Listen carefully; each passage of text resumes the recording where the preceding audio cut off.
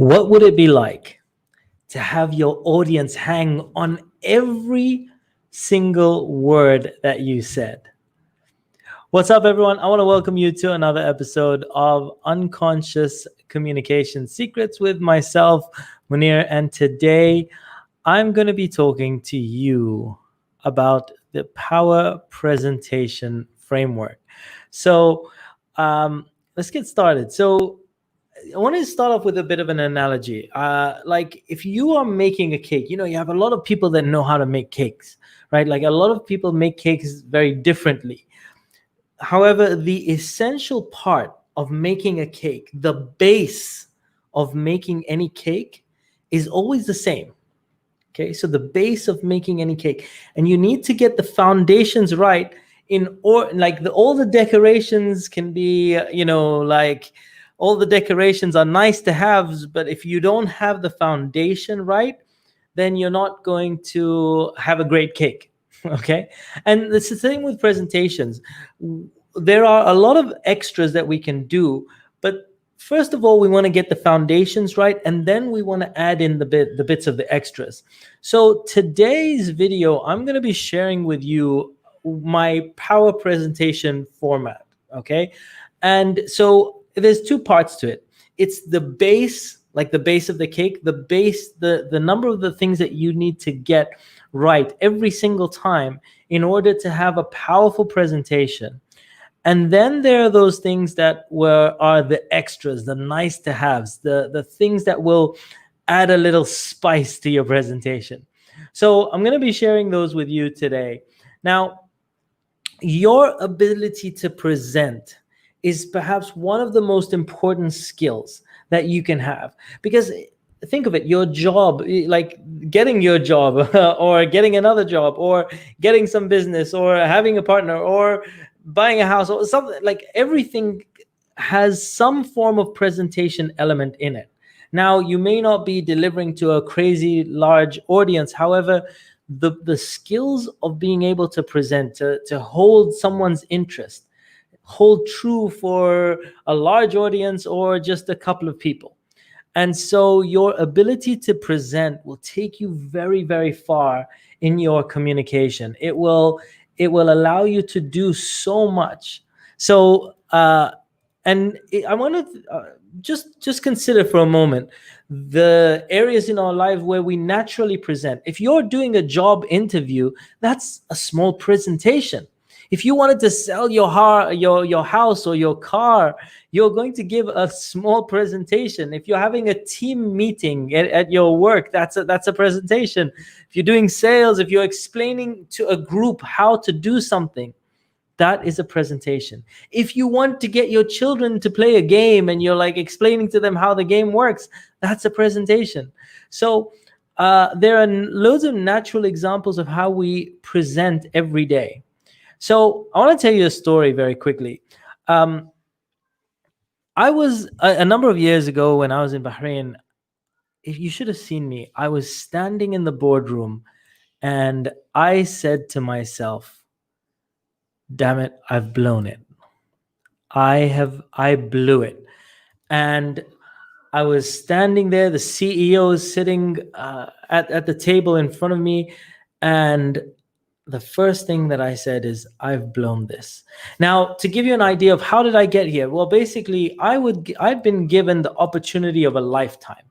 The CEO had basically said to us, okay, through our manager, he said, I want to find out where these trainees, they've completed 2 years of their training. I'm going to give them an opportunity to ask for wherever they want to work in their career. They can request wherever they want to work. They can request it. And so I had the opportunity to go and speak to the CEO and request where I wanted to work. And yet I blew it. I went there. I was nervous. My voice was wavering. I couldn't speak coherently. I didn't have a proper presentation format, and I had blown it. The CEO had lost interest when I just started speaking. Because I started off my presentation with hello, I'm pleased to have you all here, and I want to welcome you. He'd lost interest before I even started. The phone came up and he started to play around. And so just like that, I had blown my one shot.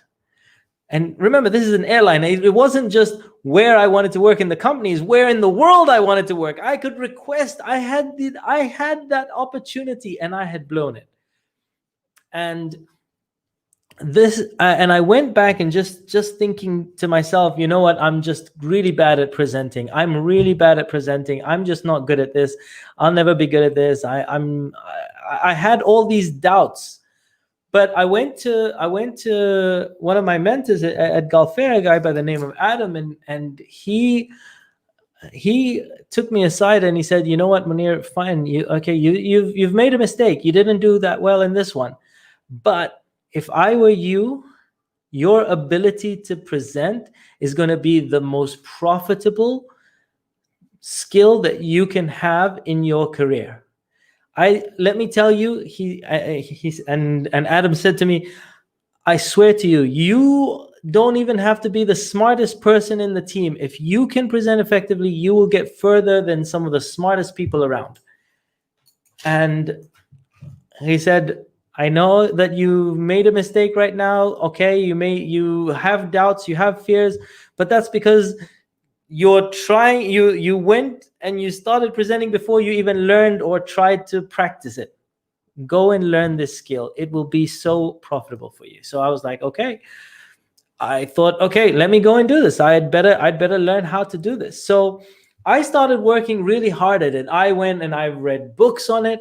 I went and attended a number of different trainings from all over the world. I've traveled all over the world to learn from some of the most amazing and creative minds in the world. And then I started going on stage. I've done stand-up comedy. I failed. I've failed in loads of different talks, but I just went there. I went up there and I was ready to make mistakes. I was ready to learn. I was ready to do this. And on top of that, I went and I found some world champions of public speaking. If you go onto my YouTube channel, I have a whole bunch of world champions of public speaking that I've actually interviewed. And so I've learned from so many of these guys. And then, as you guys maybe you've seen, I've been going live every single day to practice so many of the different things that I've learned from so many of these different people, because I learned so many things from different people, but I didn't have as much of an opportunity to practice. So now I started to practice every single day. And like I've done probably about 172 days in a row by now, of going live every single day. And as I said, I've traveled and invested to learn from the best. So now, as someone that has spoken in over 15 countries, I've spoken to over 80 nationalities, I kind of know a couple of things about presenting, and I've put together my own system of what I believe are some of the essentials. So like I gave you that analogy at the beginning, I have the cake base, and then I have what are some of the things that you can do to decorate it. So here's the power presentation format that I've come up with, and this is the cake base, the power presentation cake base, the essentials that every presentation kind of needs. So the first thing is confidence, right? And this sounds obvious. However, there are so many different exercises that you can do that can build your confidence, no matter how confident you are already. I was not confident.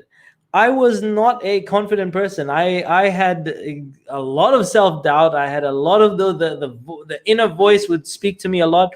I had to learn. I had to train my confidence muscle. And yes, you have a confidence muscle, and yes, you can train it. And so the first part that you got to understand, and okay, it may not seem as sexy or etc., but confidence is an amazing starting point. Okay, is an essential tool that you'd want when you're starting to present. Okay, that's number one. You got to be confident. Okay, number two, start with an open-end hook. So many presenters come out and start off with Hello, everyone. My name is Munir. I'm very excited to have you guys here today. Let me tell you, I learned this from a video expert, and plus on YouTube, your first 4 seconds, people will determine whether they want to watch your video or not. First 4 seconds. And so you're having a powerful hook or an open. And I go through a framework of how to create powerful hooks and opens. But just knowing that your opening is so key to getting people interested. Okay, so that's the next one. Then metaphors. Metaphors. Our mind thinks in metaphors. You know, like if a lot of us, if you hear people speak, they're like, "Oh my God, I felt as strong as a rock," or something like that. Like, we think in metaphors. We don't think literally. Our brain was designed to think in metaphors. And so if you're explaining something, if you're teaching something, if you're sharing some knowledge, whatever it is, using metaphors is very, very powerful in terms of helping people to understand. And look at this video. When I wanted to share with you that there's a framework at the bottom that is essential, and then you have extras. I talked about the cake base. That's a metaphor, and a metaphor helps people to understand. Now, there's different ways of creating a metaphor. And I've done a couple of videos on those. However, just to understand that having a metaphor speaks to how our mind thinks. So instead of explaining long-winded that you need some essential tools, and then you have the extras, I can just talk about a cake base and then the decorations for the cake, and your mind will absorb it a lot easier. Okay, so that's the next one, metaphors. After metaphors, you want to give a short what. Like, you don't start with what I'm going to be talking about today, but right close to the beginning, you want to give people, okay, so here's what I'm going to be talking about today. And then you go into it and maybe set some expectations. When I started my talk, I start off with a hook. You see that I come in with so after my hook, I'll ask a question, I'll give a metaphor, and then I'll say, so today I'm going to be sharing with you my power presentation framework. That's my short what. I'm giving you a quick understanding. Now, if it's a longer talk, if it's a training, I will also set expectations. That's what a preframe is. Like setting expectations of what you can expect to get. In a video like this, I don't have time. I don't need to go into preframes because it's a part of a series and it's a short video. But for a longer talk, I'll do preframes. And then I'll give a motivation. Now, motivation is, why should you listen? Why should you be paying attention? What is why you are going to be enjoying this video? Why this is important for you to listen? How is this going to help you? In terms of when you're speaking to your audience needs to know what's in it for me. And so you want to share the motivation, a little bit of a, here's why you should be watching this. And then say, this will help you to X, Y, Z. When you do that, then people are going to be more likely to pay attention and watch through. Okay? So that's the motivation part. Stories. Stories are essential. Like, have you ever heard, if you have kids or kids, like, has any kid ever walked up to their parent and said, "Mom, Dad, can you tell me a good night PowerPoint presentation?" No, nobody says that. Like, people are designed, we're hardwired to tell stories from the beginning of time. Why is Hollywood so big? What do most people do? They spend time watching movies, watching YouTube. Why? Because there's stories.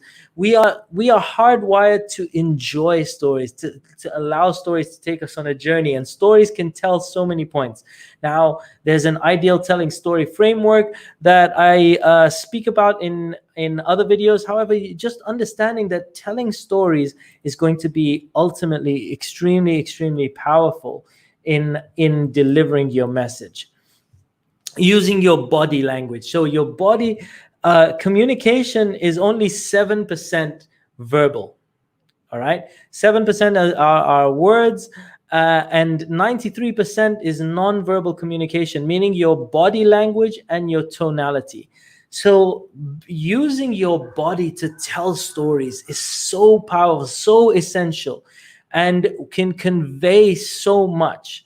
So getting used to telling a story using your body, and also your body, how will, even if you are nervous, let's say you are not a confident speaker, there are things that you can do with your body that will tell the audience that you are confident, even if you're nervous. And this is one of the things that I first started to do. When I first started speaking, I would get really nervous and start to move around. Then I learned how to plant my feet, and even though I was nervous as hell, my audience thought, wow, he's a confident speaker, until I became a confident speaker. But initially I was very like, I used my body language to convey the fact that I was confident. And then, as I said, your tonality, your tone of voice. I talk about the 12 tonal patterns, the 12 ways that you can use your voice to convey different things, to keep people interested, to get, like, how can you start to use your voice to get people to get really, really excited, and then how can you get them to lean in and listen attentively? What is it that you can do? So these are all different things that you can do to do that. Robin, hey buddy, good to see you, man. Great, I haven't seen you in a while. Good, always a pleasure, buddy. All right, so your tonality in your body language, just understanding that non-verbal communication is so powerful as well. Now, as you may tell, like, I have sat through so many corporate presentations, I can't even tell you, and how bored and how much I wanted to rip my hair out, where people have like crazy amounts of text on the presentation. They have crazy like slides and visuals and all these things, and then they go, I'm not gonna go through all of this stuff on the slide here. All you need to know is blah blah blah. Why did you put that slide up there? Why spend so much time putting slides together? And also, when someone puts so many visuals on a slide, so much text on a slide, guess what they're doing? They're trying to read the text. They're trying to make sense of your diagrams. And they're not listening to you. You want to be a powerful speaker, understand that using the right visuals. You can see my visuals are so simple. In fact, look at this. Look at this. That's how simple my visuals are. Like one little simple picture that will convey the message. So understanding that you want to be using the right visuals. So Robin saying, I love accents too. Yeah, for sure, man. And when we're talking about this next part, visual, auditory, and kinesthetic language and delivery. So what do I mean by that? Well, ultimately, you have visual learners, you have auditory learners, you have kinesthetic learners, or people that like more visual things, auditory things, kinesthetic things. So using language that is relevant to each of them. I have a separate video that goes into this in detail, but not just that, but even the way that we speak. So, for example, a visual person, they see in pictures, so they speak very, very quickly. A visual person, well, a picture is worth 1,000 words, so they're talking there in their mind. When they speak, they're trying to keep up with the pictures in their mind, so they speak very quickly. So visual people like fast speakers. Auditory people, they like to listen when someone speaks in a bit of a rhythm. And so when you want to communicate with someone that's a bit more auditory, you want to cycle between these. And then someone that's kinesthetic, they just feel the words, they feel your sincerity, they feel how what you're saying means so much. And so you want to be able to cycle through each of these to cater to the different people, what their needs are, and how they communicate. Interactivity, asking different questions. What questions can you ask throughout that get people to think, oh yeah, like what just now I said, what can you say to somebody that will get them thinking? That's a question. Or I might say, have you ever experienced, do you know somebody that has ever gone to the supermarket? Even on a format like this, I'm asking questions very frequently because it will get someone to engage. They'll be answering questions in their mind. And so have you noticed that I ask questions every once in a while when I speak? That's a question. So there's different ways that you can add interactivity into this. So, and let's move on. Robin saying he greets people with his sense of smell. With your sense of smell, or just with your smell, Robin? That's the question we got to be asking right now. All right. So interactivity. So that's interactivity. And then the phrase that pays, or the takeaway idea. What is the one thing that you want people to take away from your presentation? When you're speaking, when you're training, what is the one thing that people should know, understand, learn from your talk? What is the one thing that they should get? They call it the phrase that pays. When you start a talk, what is the one idea that you want people to come away with? For me, for example, in this talk, I am telling you there's a number of things that you got to get right for every presentation. It's the cake base, and then you can decorate. And so that's my key idea. So and then I might use that in a phrase that pays. I might come up with a bit of a rhyme. If you've watched any of my videos, I always end with a bit of a phrase, a takeaway idea, something that you can go with. Some of the takeaway ideas I've used are things like, where attention goes, energy flows. The mind, what's it called? What we resist will persist. Something like that. And like, I'll tell a story and the whole talk will be around this one key phrase that I want you to go away with. Something that will make you memorable. And so that's where a phrase that pays is. And then a call to action. What do you want people to do afterwards? So if you want more of this, subscribe to my channel. Or if you found something here that can help someone else, go and help someone else in your life, etc. You can find different phrases, calls to action that will direct people and can be very, very powerful. So give people a call to action. What do you want them to do? Like, what do you want them to learn? What do you want them to feel, think, etc.? What's the point of your talk? So give people a call to action afterwards. Okay. So the phrase that pays: plan and prepare a powerful presentation, and it will produce powerful possibilities. Okay. So that is my cake base. Let me just think. You know what? I'm gonna go extra. I'm gonna do the extra. So what are the extras? So we've talked about the base, the essentials that you need in any presentation. So let's talk about some of the extras. I'm gonna go through these very quickly. I'll have different videos on each of them. However, just to understand how there are things that will spice up, but they're not. You don't need them as such. But they will spice up your presentation. So I like this. Yes, Munir is the man to connect you to your communication. I love that. Thank you, Robin. I like that. That's a phrase that pays. I like it. Thanks for that.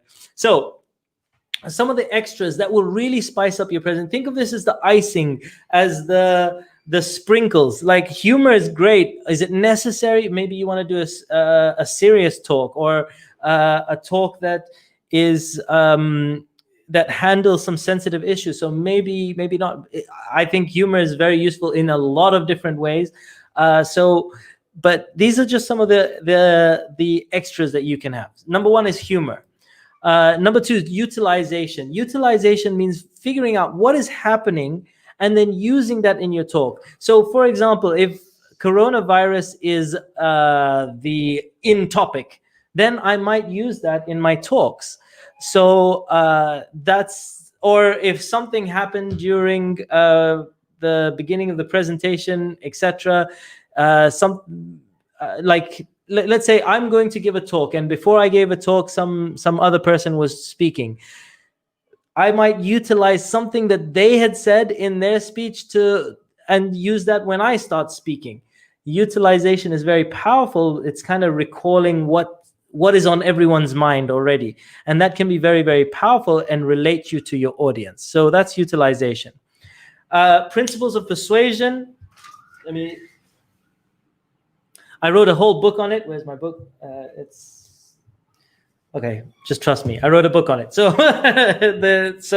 again, this is like using some of the principles of persuasion. If you want to get people to do things, then using principles of persuasion can be very, very powerful. Naturalistic examples. This is where people would have seen, if you're teaching something, showing them where it pops up in real life, letting them understand where they've already experienced it in their own lives, can get them to have a better understanding of how powerful this is. So naturalistic examples. And as I said, I'm kind of going through these quickly. I will have video, like literally every single one of these things that I'm talking about has its own framework. It has its own way of doing things. And which brings me to frameworks. Frameworks is how do you do it? How do you do everything? So for example, this is my framework for giving a powerful presentation. I've given you what are the essential things, and then what do you need to add that are a little bit extra. Then for each one of those, so I have a story framework that you need 1, 2, 3, 4, 5. Then I have a hook framework. How can you create powerful hooks or openings for your presentation? I will have the, what's it called? What's the principles of persuasion framework. How can you persuade people? What do you need to do to overcome objections? For example, I have frameworks for each of those different things. So coming up with frameworks to teach people, help people, those are very, very, very powerful. Breaking beliefs. Now, if you're wanting to get someone to adopt a new way of doing things or to understand a new concept, they might have these breaking these beliefs, limiting beliefs. I can't do it. I'm not good enough. It's too difficult. It's too technical. I'm too old. I'm too young. I'm too good looking. Whatever it is, right? So sometimes in your presentations, you may want to break beliefs. So these are little extras that you want to do. There's a framework for this in another video, but understanding that one of the cool things that you can do in a presentation is understand what your audience, some of the doubts that they may have, and addressing those. Those can make your presentation very, very powerful. If you're doing any sales, there's something called a value stack. I'm not going to go into it in this video. It's a very powerful way of creating value so that people really want to do something. Opening loops. What do I mean by opening loops? So if you've ever watched any like soap opera, what gets people to really want to come back? Like is right at the end, you go, and then Johnny walked in and he saw her and he said, "Oh my God, I thought you were dead. Tune in next week so that you can find out what happened," and or whatever, for example. If you saw the Avengers, like Endgame, like that was in 2 parts. The first part, if you haven't watched it, I'm not going to spoil it, but after what happened, I was like, oh my God, I could not wait I waited for a few months in order to watch the next movie. And I was so excited to see the next movie. And that's what we call opening a loop. Like there's an unanswered question. So if you have different people coming for different presentations, you want to open loops. Seeding is planting seeds. Of anticipation. Again, I'll go into that in another video. However, this is very, very, very powerful to promote products without promoting your products, without being salesy, etc. But just creating awareness of some of the different products that you might have. So that's the video for today. And phrase that pays: plan and prepare a powerful presentation, and it will produce powerful possibilities. Okay, try saying that like 5 times very fast. Okay, anyhow, I want to thank you very much for tuning into this video. I hope you enjoyed today's session, and I will catch you on another video very soon. This is a very powerful, this is the power presentation format. It is very powerful and can really help you to present very effectively. I want to thank you so much for tuning in, and I will catch you on another video very soon. Bye for now. Oh, I like that. Sorry, it was proper. It was rate probable. It was probable. Tell me. Thanks, Robin. I appreciate you. Bye, everyone. I'll catch you on another video real soon. Bye for now.